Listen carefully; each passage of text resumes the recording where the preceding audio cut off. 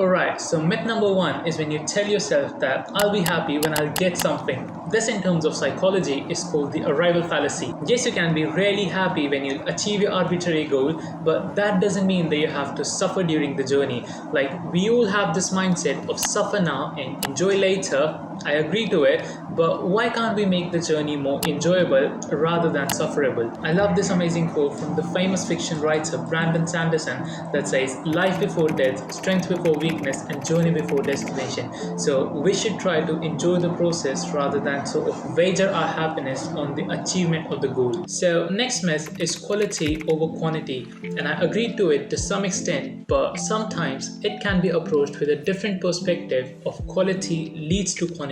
For example, two people are working on the YouTube channels, and the first one says, "I'll upload only one video in the year, but I'll obsess over the quality of the video." And the second one says, "I don't care how bad I am at making videos, I'll commit to uploading 1 to 2 videos per week and try to improve just one thing with each video, and let's see where this goes." There's a really high chance for the second one to be good at making videos and be a more successful YouTuber than the first one, because when we obsess over the quantity and try to improve with every single step, the compounding comes into action and we are far more likely to be successful at that particular thing. Alright, so myth number 3 is that you don't have enough time. I hate it when I hear people say that they don't have time, and I used to tell this to myself some 5-6 months back. But when I got into this productivity thing and genuinely tried to be productive, I realized that whenever I say this to myself, A, I'm lying to myself, and B, I'm taking autonomy from my life. Because it's never that you don't have time, it's always that the thing is not that much of a priority.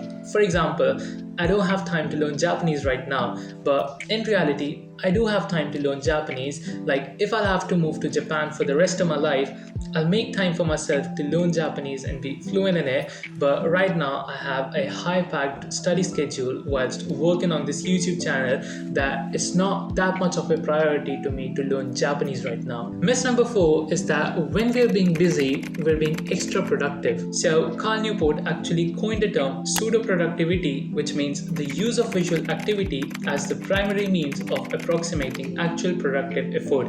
Like, for example, if we're studying for 10 hours a day, we generally think that we're being more productive than someone who's studying for, say, 6 hours a day. But this conception about productivity is also wrong for most of the people, because productivity can't be measured by the number of hours of work you put in, but by the hours of work in which you actually work.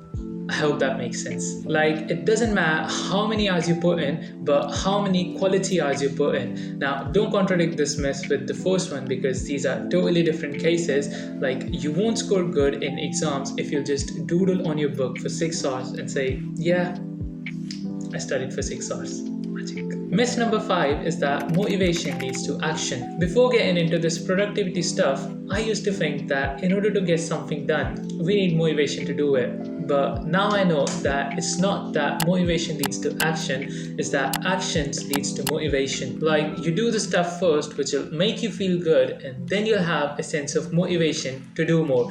This is something Mark Manson calls the do something principle. The do something principle is very simple, and if you don't know what to do, rewrite the problem. Because when you rewrite the problem, it will help your mind find the next step. And it was crazy because it worked. Like, you'd look at a question, you'd be like, "Oh, I'm so fucked. I have no idea what to do." But then you'd start copying out the problem and you'd be like, "Well, I can do this one little thing here." And then you do the second step. And then something about it, it just made you see the next thing. Or if I needed to study for an exam, it was like, all right, well, let's just study this chapter tonight. And I'd study that chapter, and next thing I know, I've studied 3 chapters. And so I kind of just adopted this little mini personal philosophy of, like, do something. Just fucking do it. Like, take the smallest thing and do it. Alright, so myth number 6 is that technology boosts our productivity.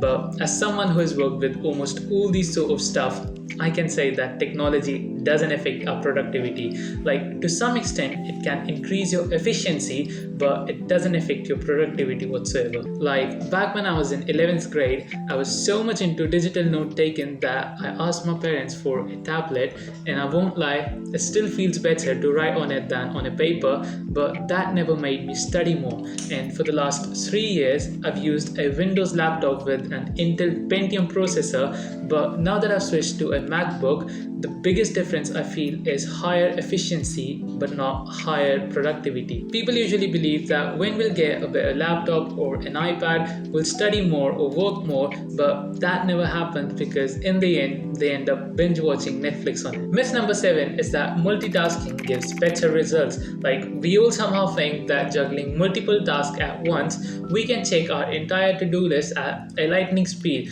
but neuroscience disagrees with it. The branch says that humans are not capable of multitasking two complex tasks. Even though multitasking feels productive, it's actually very counterproductive, and it has been observed that multitasking can reduce our productivity by 40% because of the attention residue. Myth number 8 is that taking days off is bad. It's like saying giving rest to your computer is bad, or taking breaks in general is bad, because when we switch to a wider perspective from a day to a month, a day becomes a small part of the month, which is equivalent to a break. Now, not taking breaks will lead to a substantial downfall in our efficiency, and sometimes when we've been working from the last 10 to 15 days daily efficiently, taking a day off can be really beneficial. And this principle is called the write-off principle, given by Ali Abdal, which means... Now, this is a rule that I came up with for myself, and it's basically a way of helping me feel less guilty about like taking time off, because now I've got a rule where it's like, oh, okay, this is gonna be a write-off day. I'm gonna write the day off.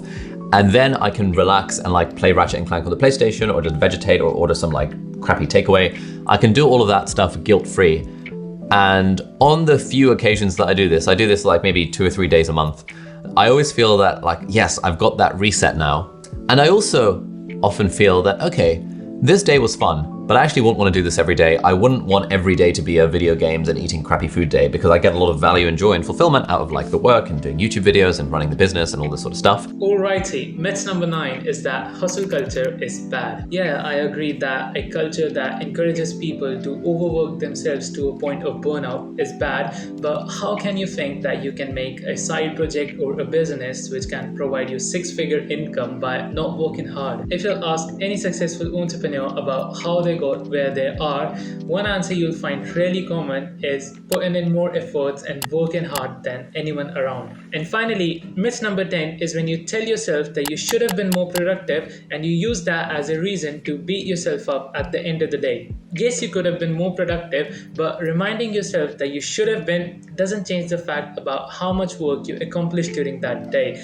It just makes you feel more terrible of yourself. So these days, whenever I feel like I'm beating myself more, I remind myself that I can simply choose to be satisfied with whatever I've done today, and that's fine. I can do the rest tomorrow. Alright, so that brings us to the end of this video, and if you like this, you might like to check out this video over here, which is about 5 apps to boost your productivity. And thank you so much for watching. Have a great day, and I'll see you in the next one. Bye bye.